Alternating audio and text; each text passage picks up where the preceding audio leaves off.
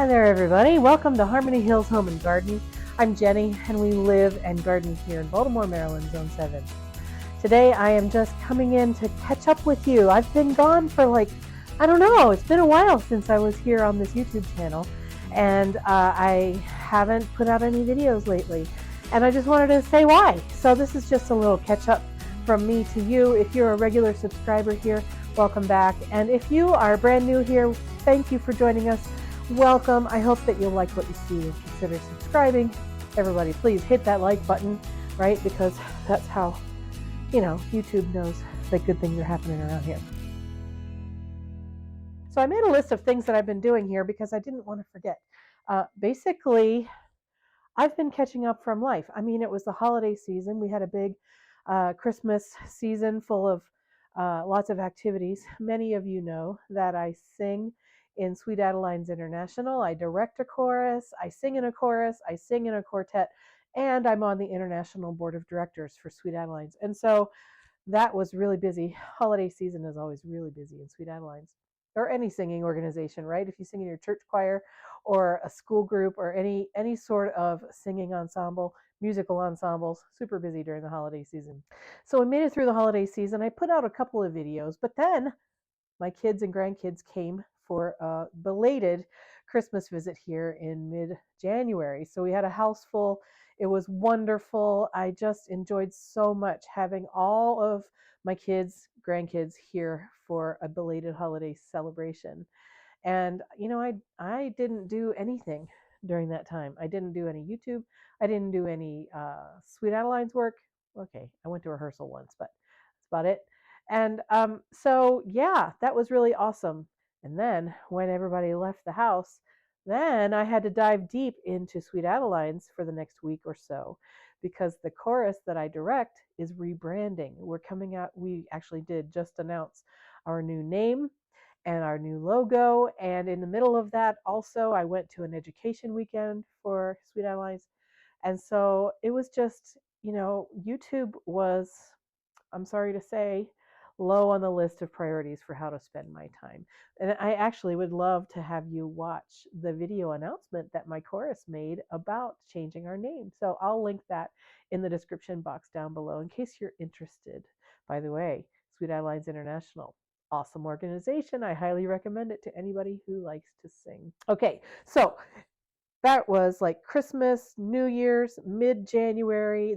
And then I went away for the weekend for singing stuff, and then the rebranding announcement and all of that stuff. That all happened on Tuesday night, and then yesterday I started the Master Gardening program. I went to the very first orientation meeting last night, and that was awesome. There are about 30 to 35 people who have registered in the Baltimore City program.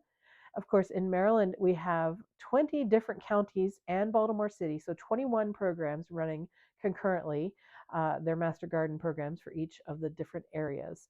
And in Maryland, it's really interesting because I don't know if it's like this in other states, but they have once per week, we have a Zoom online class.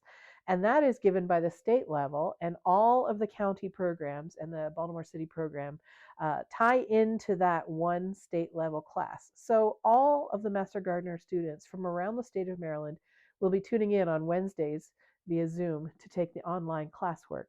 And then each county or city program has their own extra activities. Ours will occur every other Saturday. And so we'll get to know each other in our own little cohort a little bit better, but also take advantage of being connected to the statewide resources as well. So I'm eager to see how that all plays out. So I just went to the orientation last night, met some of the people, got an introductory class overview. I'll say more about that at another time. In the middle of all of that, I'd like to try to get outside and see how the gardens are going, and pretty much there's nothing happening out there, although the wild onions are already starting to come up. We've got wild onions everywhere, including in my brand new tiered raised beds in the backyard. So that'll be an exciting thing to take care of this year. I've got a lot of deer damage around the garden. A lot of the shrubs that I planted last year on the north side of the front yard have been eaten down to bare sticks by the deer. I'm hoping that that just serves as a free pruning job for all of them. I hope they all survive, but there's a chance that I may have lost some of the shrubs that I planted last year. Daffodil foliage is starting to poke through the soil here and there. So are some hyacinth foliage. Um, I do see the beginnings of just the tiniest little beginnings of growth on my rose bushes. So it's time for me to get out there and prune my roses before they grow too much further. I still have some perennial beds that need to be cleaned up and cut back, but here we're still in January. Today's the 26th. I really don't have to finish that job until I would say the end of February here where I live, because we can get snow and cold temperatures all through February.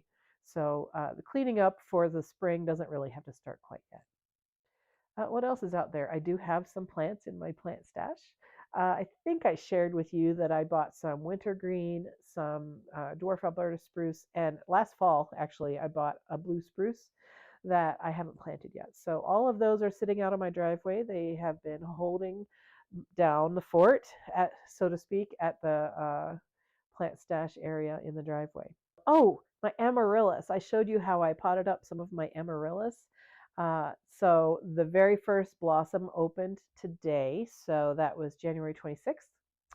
And I think I potted them up.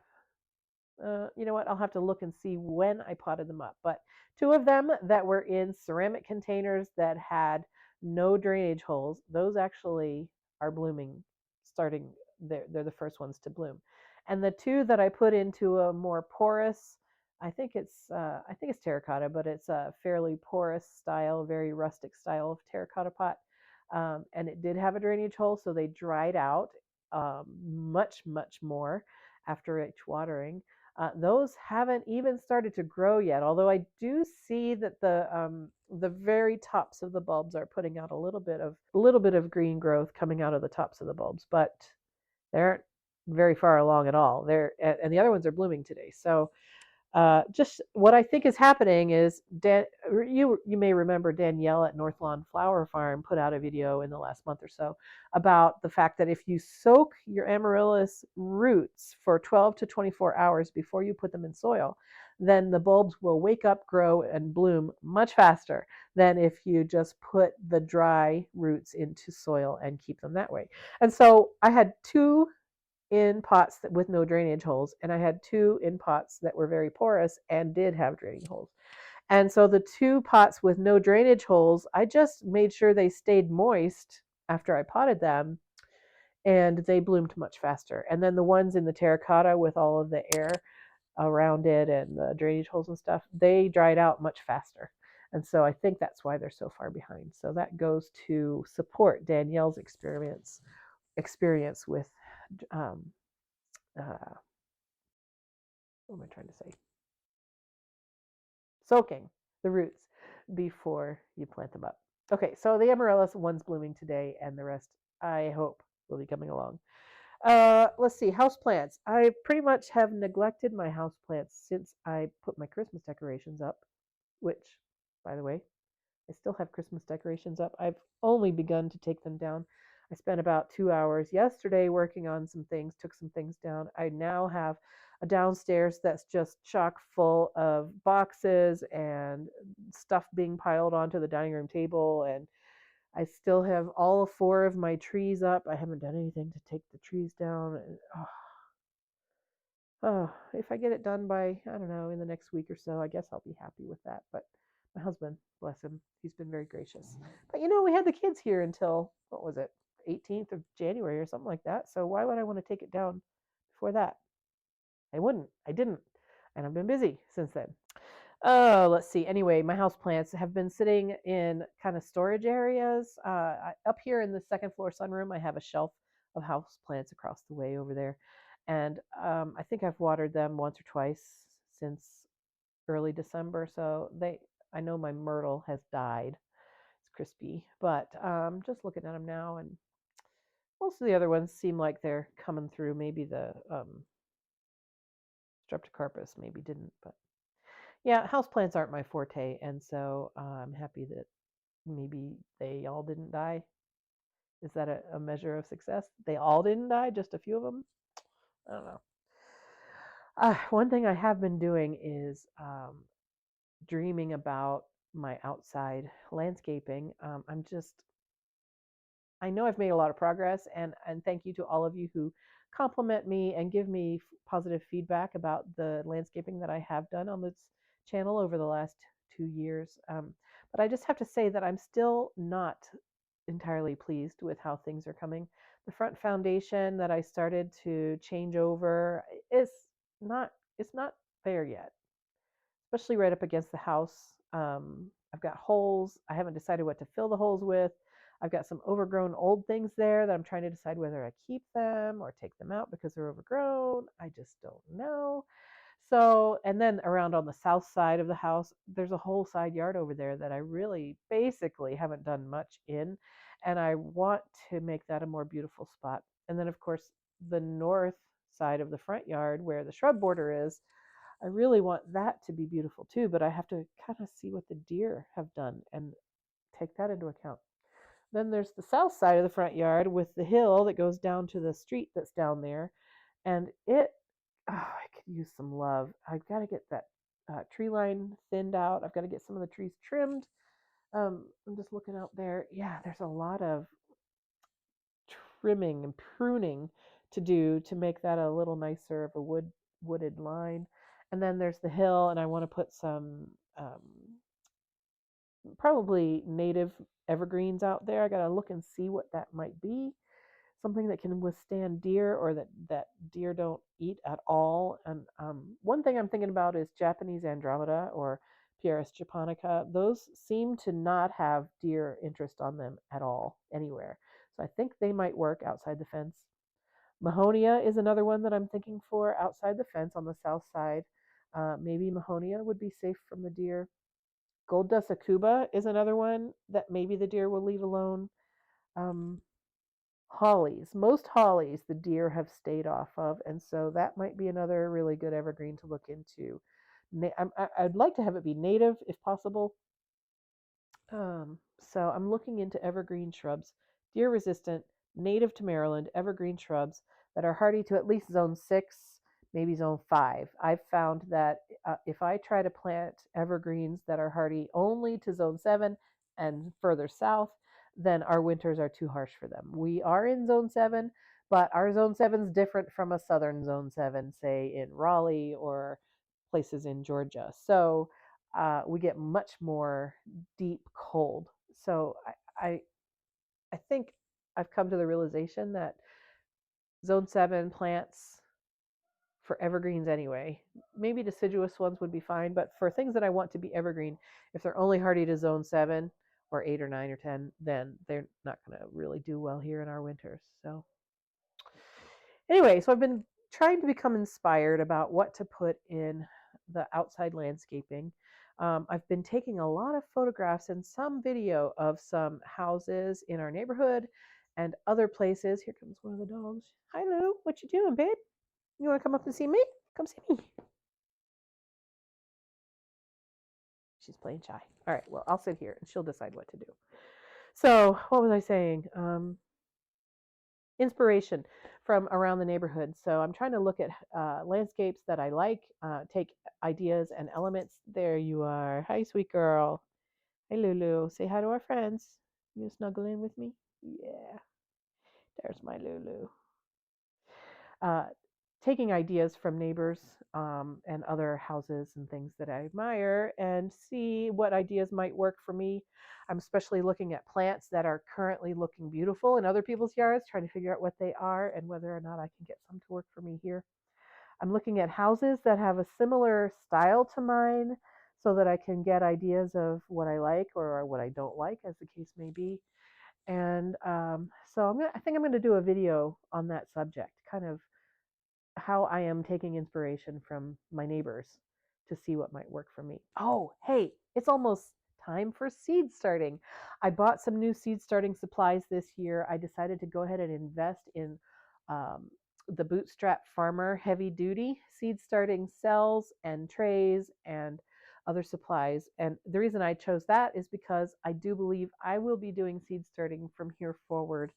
Um, on some level every year. And so rather than buy the inexpensive plastic that really doesn't hold up very well and you have to buy it again and again, I decided to go ahead and invest in some heavy duty plastic that will last for years and years, and I'll be able to reuse and high quality. So I did invest a little bit of, a fairly big chunk of change on this equipment, but it is an investment into the future. So I'll have a video on that coming out sometime in the future. And then seed sorting and planning for when I'm going to start them. I went through all my seeds and I organized them into uh, alphabetical order, and um, I got them all laid out. And so now, and then I took the calendar and I made a list of which seeds I'm starting when. I'll do a video on that planning system as well, in case you're interested in that. So that is coming up in the next week or two. Let's see. Oh, I made myself a new journal. I have a video that I did in January 2 years ago about garden journals, and I did recommend, and I still do recommend, a couple of books that you can buy that have really useful information and formats for you to write down your garden information into. But I find that I am so hit or miss with using a garden journal. I thought, what is it that's inhibiting me? What's keeping me from being successful with writing down notes about what I do in the garden? And there's probably multiple things that are keeping me from being successful. But one of them was the size of my garden journal. I have found that I would like to take notes while I'm walking around the garden. And if I try to do that with my garden journals that I've used in the past, I find that they're too big. They don't fit in my hand. And so what I did was I went to the Dollar Tree. This costs $1.25. It's a notebook. It has 180 pieces in it and a pretty flowery cover. You can, of course, it doesn't matter, but it's little. It's only 5.5 inches by 4 inches. And so this fits easily in my hand. I will be able to take it outside, walk around with a pen or a pencil, and take notes. Now, I made my own dividers in it. The front of it is just ideas. Then I start a weekly calendar, and for each week in the calendar, starting in January, I have 2 pages for each week. So as you turn the page, you see I put the date up here. I also marked down how far it is away from my average last frost date. So you can see January 25th, it says -11. That means we're 11 weeks before my average last frost, which is April 12th. So, and then I have a marker here that says what the current week is. And then I went through and I wrote down on each week which seeds I hope to start in that week. And I did that for all 52 weeks in the year. So that's this whole section here. Then I have a marker here that just all the rest of the notebook, this much of it is available for taking notes. So I'll be putting some notes into the weekly calendar section to mark down when I did stuff. But then the back half of the notebook, which is just notes and plans, that's more of a diary style, notebook. And so I'm hoping that this method of keeping a journal will be more successful for me than I've been in the past. So we'll see. I think that just about covers everything I wanted to say about what I've been doing lately. Thank you to those of you who emailed me and asked how I'm doing. Thank you. I really appreciate that I'm on your mind and that you care about how I'm doing and what's happening in my life. I'm here to tell you, yes, I am well. My family is well, and we're just been busy lately. And so that's what's happening around here. Lulu has been my snuggle buddy, and Hannah is downstairs being our guard dog. So that's what's happening with me. I hope that you're having a good January. I hope that you're getting rest from the garden season. I hope you enjoyed a lovely holiday season. And I hope that this time of rest in nature is translating into your life as a time of rest and relaxation and recuperation and rejuvenation, refreshing, restarting, renewing, realizing what wonderful blessings you have in your life. I hope that you'll continue to follow along with Harmony Hills here in the coming growing season for 2023. And I hope you have a wonderful day wherever you are, friends. Thanks so much. See you again soon. Bye-bye. What do you think? Are you having a good day? You want some tummy rubs? You do? Okay. I'll give you some tummy rubs. That's my snuggle baby. You need a bath. You stink. I gotta turn off the video. That's what I gotta do. Gotta get up. It's over there. I gotta turn it off. What are you gonna do if I get up? Are you gonna leave? You're gonna stay. Let's find out.